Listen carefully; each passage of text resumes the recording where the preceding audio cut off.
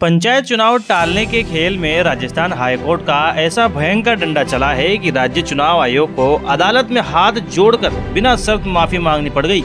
लेकिन इस माफीनामे में चुनाव आयोग ने जो खुलासा किया उसने सीधे भजनलाल सरकार को कटघरे में खड़ा कर दिया है। आयोग ने सरेआम कोर्ट में कह दिया है कि माय लॉर्ड, हमारी कोई गलती नहीं है। राज्य सरकार ने हमें समय पर जरूरी डेटा और आंकड़े ही नहीं दिए तो हम चुनाव कैसे करवाते।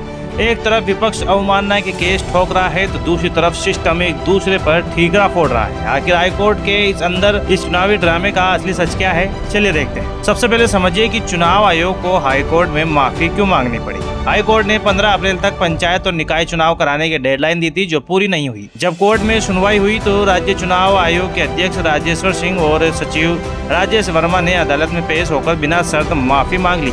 लेकिन उन्होंने अपना बचाव करते हुए साफ कह दिया है कि चुनाव में देरी के लिए आयोग जिम्मेदार नहीं है और न ही उन्होंने कोर्ट की अवहेलना की है। आयोग ने सीधा तर्क दिया कि राज्य सरकार की ओर से जरूरी डेटा समय पर नहीं मिला, जिसके कारण पूरी चुनावी प्रक्रिया अटक गई है। चुनाव आयोग ने कोर्ट के सामने सरकार की लेट लतीफी की पूरी पोल खोल दी। आयोग ने अपने जवाब में स्पष्ट कहा है कि पंचायतों और नगर निकायों की सीमाएं तय करना, वार्डों का परिसीमन करना और आरक्षण की अंतिम सूची जारी करना राज्य सरकार की जिम्मेदारी है। जब तक सरकार ये डेटा आयोग को नहीं सौंपती तब तक चुनाव प्रक्रिया पूरी हो ही नहीं सकती। आयोग ने यह भी बताया कि 15 अप्रैल की डेडलाइन खत्म होने से पहले ही उन्होंने समय सीमा बढ़ाने के लिए अदालत में अर्जी लगा दी थी, इसलिए उन पर कोर्ट की अवमानना का केस नहीं बनता।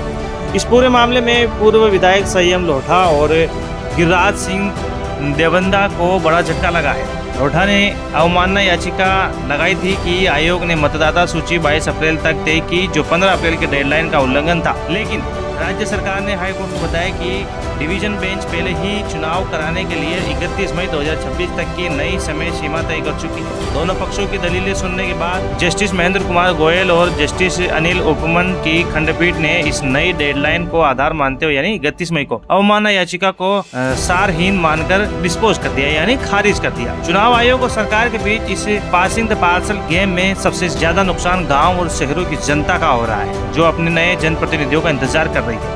डेटा और परिसीमन के नाम पर चुनाव को लटकाना लोकतंत्र के लिए सही नहीं है।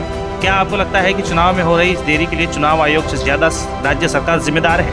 हाईकोर्ट के इस फैसले और नई डेडलाइन पर आपकी क्या व्यापक राय है, कमेंट बॉक्स में जरूर बताइएगा। राजस्थान की राजनीति और हर चुनावी हलचल का सबसे तेज अपडेट देखने के लिए सब्सक्राइब करें हमारा चैनल रोयल पत्रिका। जय हिंद।